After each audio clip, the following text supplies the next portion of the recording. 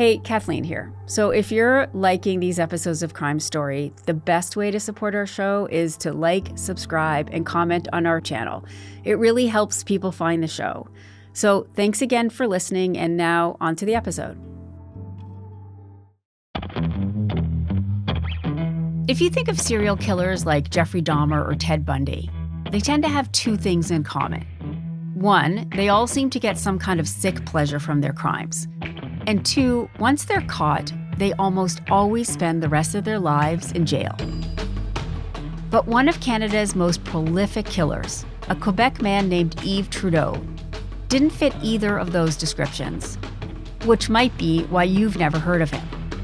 In the 1970s and 80s, Yves Trudeau was an assassin for the Hells Angels biker gang, where he murdered no fewer than 43 people. But despite the magnitude of his crimes, Yves Trudeau only served 7 years in prison. Now, two journalists, Julian, Sher, and Lisa Fitterman, are re-examining the story in their new book, Hitman, the untold story of Canada's deadliest assassin. I'm Kathleen Goldhar, and this is Crime Story.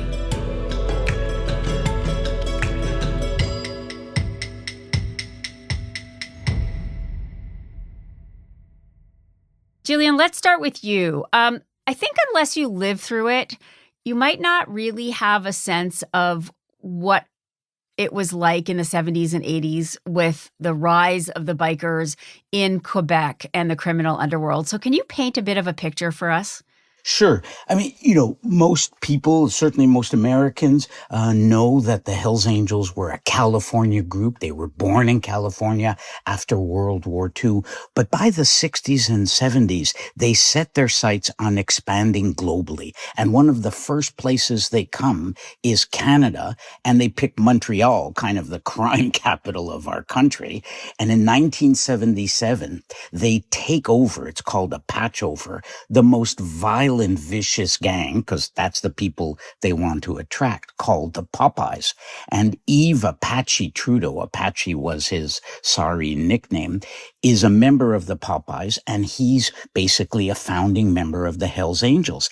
And what we witnessed in Canada after that in the 70s, 80s, and especially the 90s is a fierce biker war where the Hells Angels engaged in a vicious, violent war against their rivals. We're talking bombings, shootings, massacres that left at one point more than 160 people dead in the streets of Montreal. I mean, this makes Al Capone or the mafia wars in the States, look like nothing. That's what Canada and especially Montreal went through. And in many ways, Yves Apache Trudeau was the origin story. His ability to get away with what he did, untouched, uninvestigated, never really looked at by police, set the template for what the bikers were able to do in Canada and frankly around the world with impunity. Lisa, I want to go to you to just give me a sense of who Yves Trudeau was and where did he come from? Sort of how did he become the sort of serial killer that you guys end up telling us about?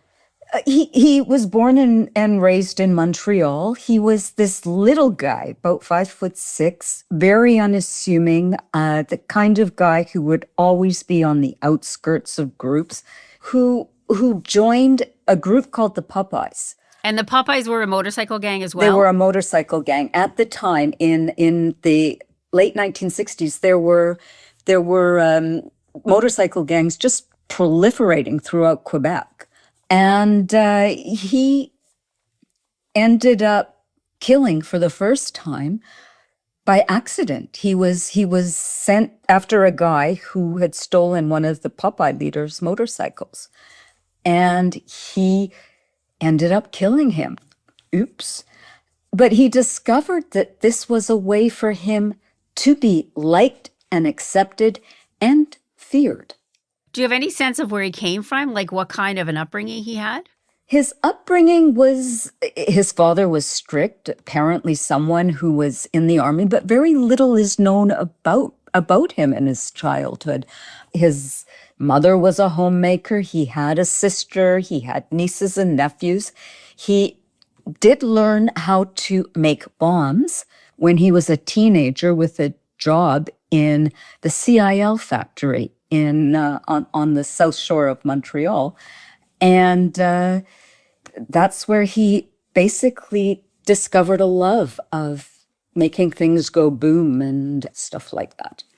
We can talk about the bombing, and I think there was one bombing that we'll get to that kind of maybe sealed the end of his anonymity, or at least turned serious attention to him. But tell me about the way he killed and how it kept adding up and adding up and adding up, and the way that he did it.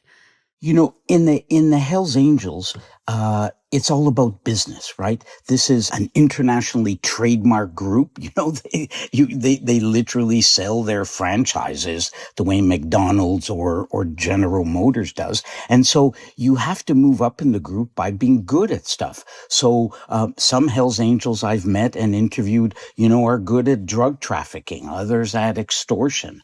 Trudeau found his way as a killer. The gang would send him out to seek retribution against their enemies. And when the Hells Angels moved in, they needed somebody like Trudeau who could eliminate so much of the competition. And so you see him using his experience that he got at the bomb factory to trigger bombs in cars, in homes.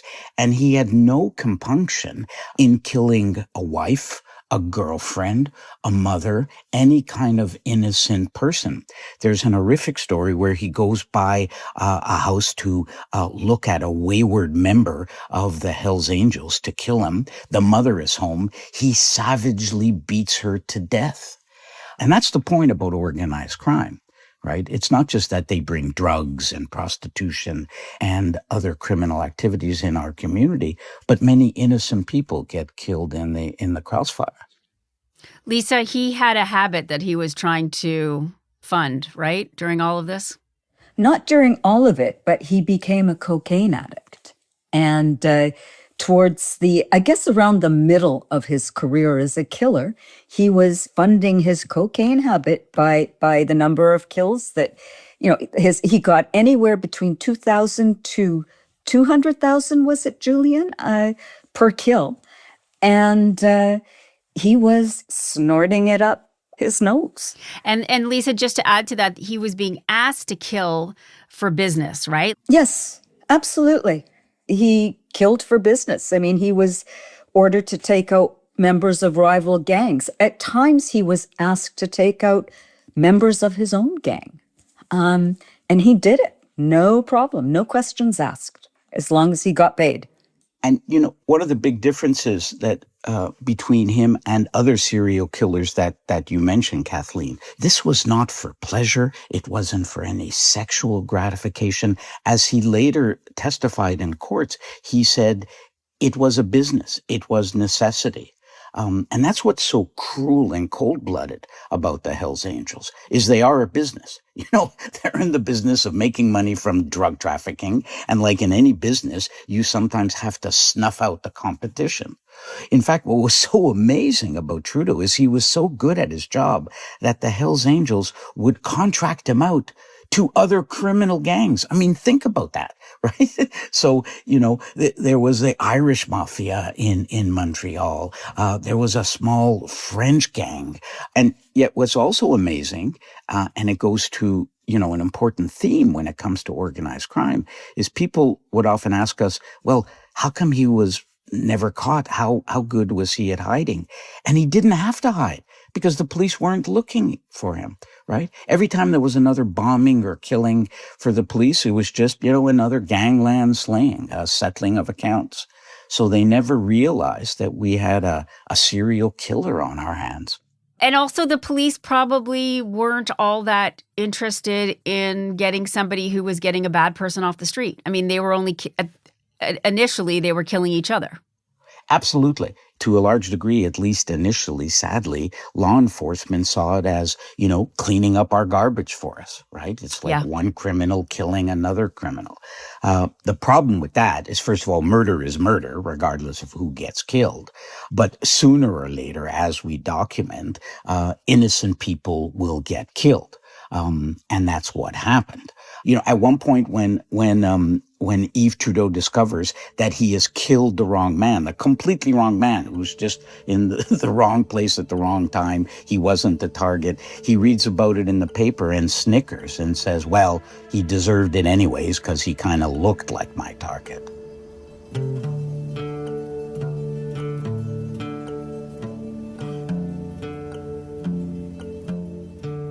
Things do shift for them after a massive bombing.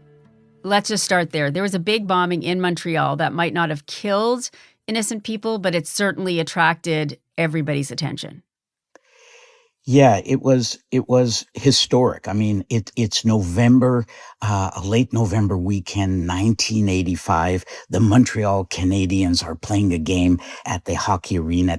And a few hours later, right across the street in this huge multi-story apartment building, there is an explosion that shatters the windows on almost all the floors. An entire floor is taken out. Miraculously, nobody dies but the 4 criminals who were in that apartment. Yves Trudeau goes by to visit them and offers them a TV and a VCR with a tape of a Hells Angels movie at 4:00 in the morning. Now, frankly, if it was me and a well-known assassin comes to my house at 4:00 in the morning offering me a gift, I might be a little nervous. But these guys were probably not very bright and almost certainly stoned on coke. And the minute they put the tape in, pow, the whole building explodes. Now, what was interesting is this was the beginning of the end of Trudeau's career, because this was a contract for the Irish mafia to get rid of some of their rivals. When he goes to collect the money, the Irish mafia leaders say, hey, you know what? Get the rest of the money from your fellow bikers who owe us a lot of money for drugs. And Yves Trudeau starts going to Halifax in Quebec to pick up the money. And that's the beginning when the other biker chapters get, frankly, a little pissed off at Trudeau and his chapter because they're mismanaging money, and perhaps even more seriously, they're consuming the coke instead of selling it. And Lisa, this leads to sort of a cleaning house, right? Yes, the other leaders got together and they decided that the North chapter, as Trudeau's chapter was called, would be wiped out.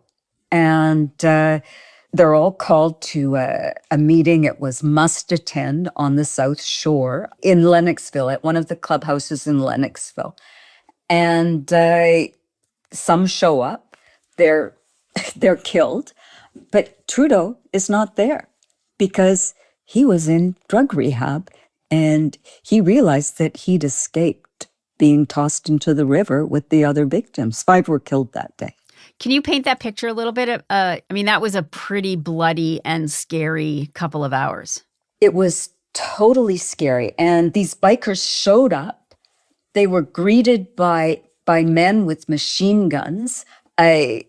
One of the leaders said to a guy as he lay dying on the floor that you sniffed too much. You sniffed too much cocaine. Just too much went up your nose. And it was done in minutes, I think, wasn't it, Julian? Well, they machine gun their, and this is their fellow bikers, right? This is not some enemy, right? Or snitches or cops, right? They are killing their own brethren. A brother helps and witnesses the assassination of his own brother.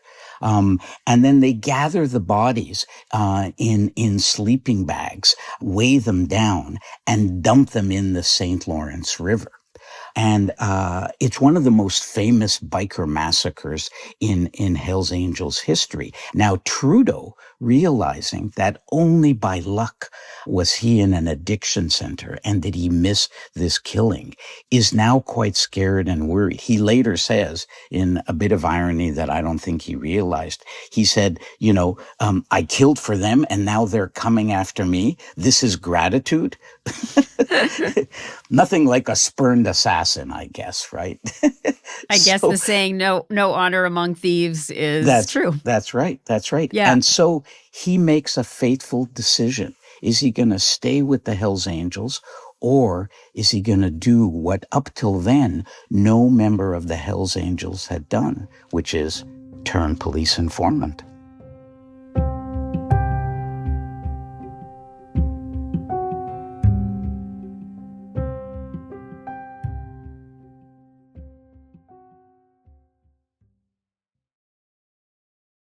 Police had a very hard time with any of these investigations just because, like you said, they never could get anything done because nobody would talk. Even somebody whose own brother was killed would not go against the club. Kathleen, you talk about the thin blue line among police, but there's the thin red line, for the Hells Angels, right? Where, it's not a crime to kill other bikers. It's not a crime to kill your own brethren, if that's what the bike club orders. But the ultimate crime, the unforgivable crime, is to talk to the police. And the police tried. They were arresting various bikers, offered them money, lots of money, sweet deals, and they all refused, except Yves Apache Trudeau.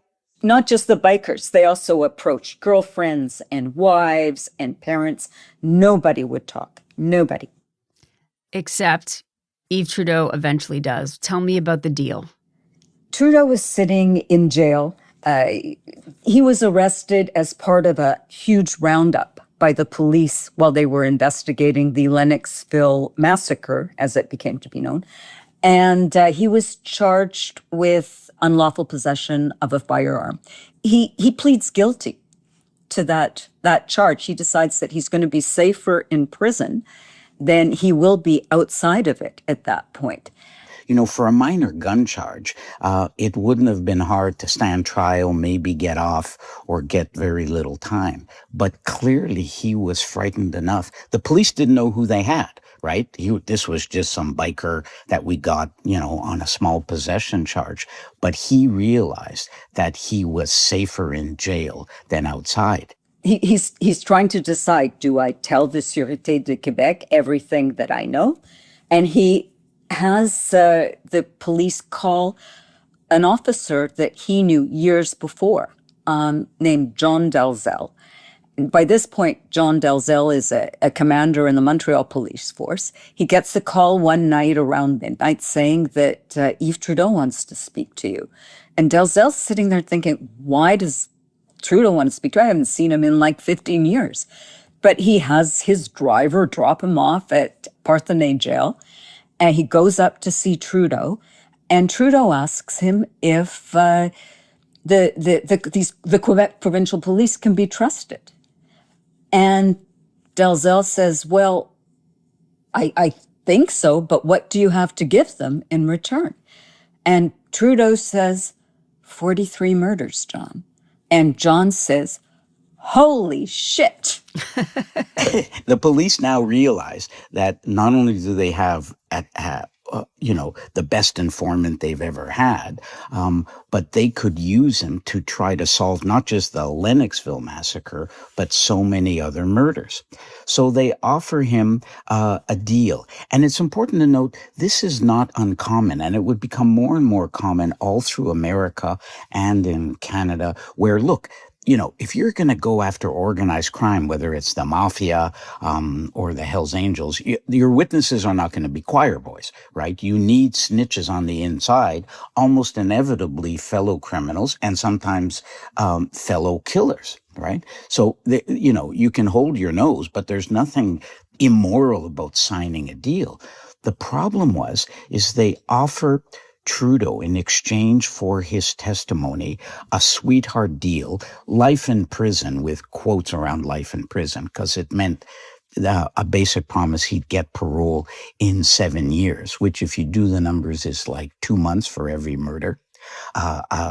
Tens of thousands in a salary, life protection for him and his family while in jail, steak dinners and a color TV.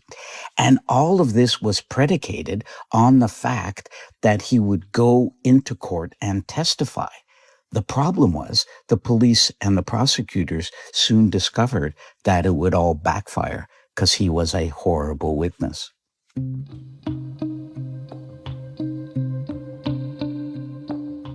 Lisa, you said he was bad, but tell me about what happened. What was he like as a witness? Well, first, let's just talk about the mistake that the police and prosecution made when they used Trudeau as a witness. They never backed up anything that he had to say. They never went and investigated. They never did anything like that. To be fair to them, they'd never had a witness like this before, and maybe they'd never thought about the need to have to do that.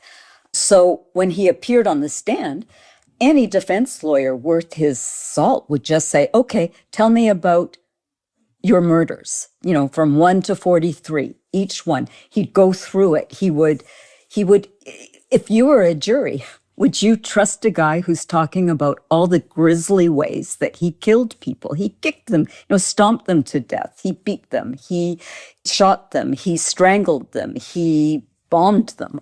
You wouldn't really trust what a guy like that was saying without having the evidence to back it up. And what happened over the space of 4 trials with many other accused murders is in every case where he was the key witness, his fellow bikers were acquitted. So it landed up being a disaster. But regardless, once the trials were over, he gets a cushy place in a prison protected by the police. And then in 1994, again hidden, we don't know the details, he gets parole, and nobody really knows what happens to this most famous serial killer for several years until, as is his wont, he gets into trouble again. And we'll get there, but I'm curious to know how the city of Montreal, how the public, how the media sort of responded to both the deal and his bad performance as a witness. So there was outrage in the public. On the one hand, this was the first time people saw a Hells Angels testifying about the rules, the code, the inner working. So there was fascination initially. But once the details of the deal came out, there was outrage. Newspaper editorials said, it's one thing to try to make a deal, but not with somebody who has so much blood on his hands. And then his testimony was seen to be basically worthless. So there was huge anger at really what was a perversion of our justice system.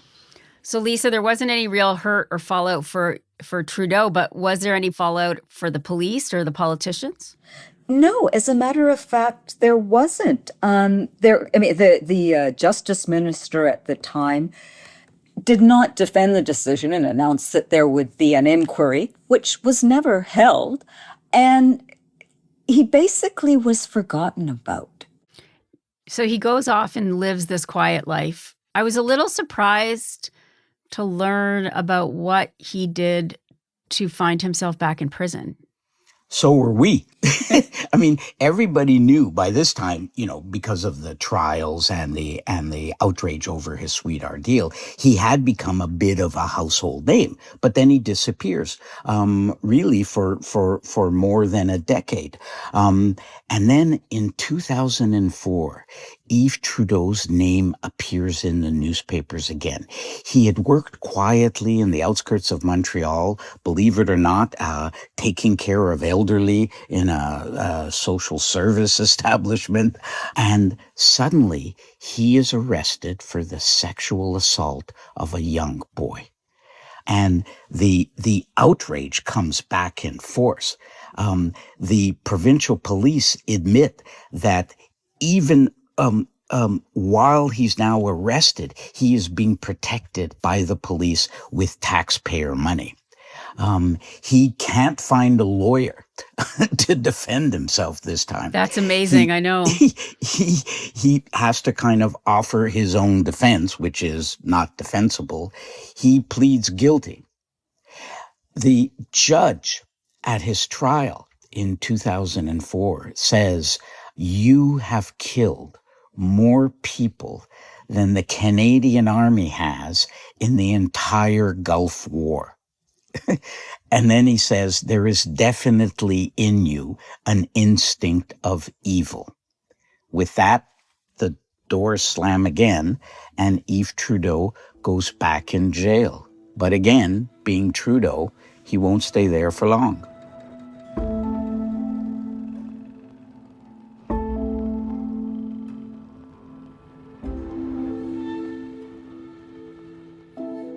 Lisa, how does it come to a final end? Trudeau gets cancer, and he applies for early parole on a compassionate basis. And the day that he appears before the parole board, Darlene, the sister of the victim who he'd killed by accident. The wrongful identification, yeah. Yep. Goes to the parole hearing. It's the first time that she has ever seen him. And she's expecting a monster. And what shows up is this wasted ghost in a wheelchair who is asked by one of the commissioners at the parole board, what do you think about death? And Trudeau replies, I think it's punishment. Which is interesting. He does get paroled, and he dies a month or two later. Dies anonymously. We don't know when he died. We don't know when where he was buried, and so his history kind of gets buried with him.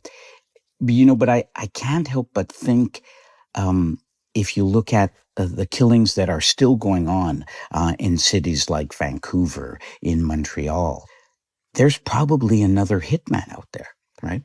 There's another Trudeau out there as these bodies keep piling up in various gang killings across the United States and in Canada. But again, it's seen, as a settling of account, more garbage being cleaned up by other criminals.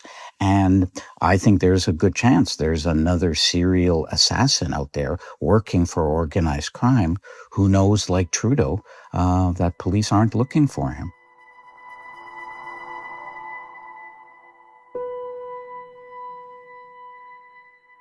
Lastly, you guys are more than co-authors.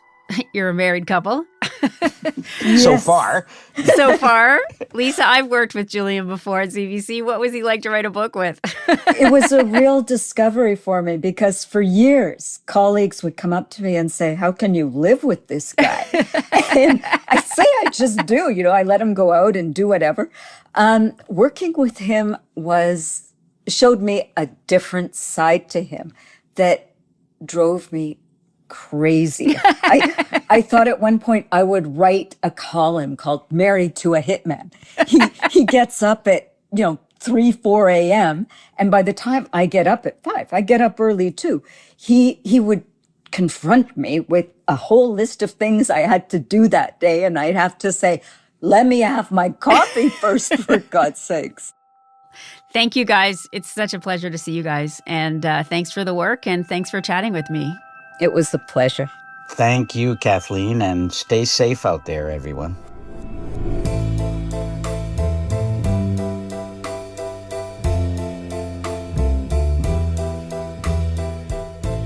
You've been listening to Crime Story from CBC Podcasts. We release a new episode every Monday, so please remember to follow the show in your podcast app. You can get our next episode a week early on CBC Podcasts' YouTube channel or by subscribing to CBC Podcasts' True Crime channel on Apple Podcasts. In addition to early access, subscribers to our True Crime channel also listen ad-free. Crime Story is hosted by me, Kathleen Goldhar. Our producers are Nikki Manfredi and Mitchell Stewart. Sound design by Julian Uzielli and Mitchell Stewart. Our senior producer is Jeff Turner, our video producer is Evan Agard, and our YouTube producer is John Lee. Executive producers are Cecil Fernandez and Chris Oak. Tanya Springer is the senior manager of CBC Podcasts, and Arif Narani is the director of CBC Podcasts.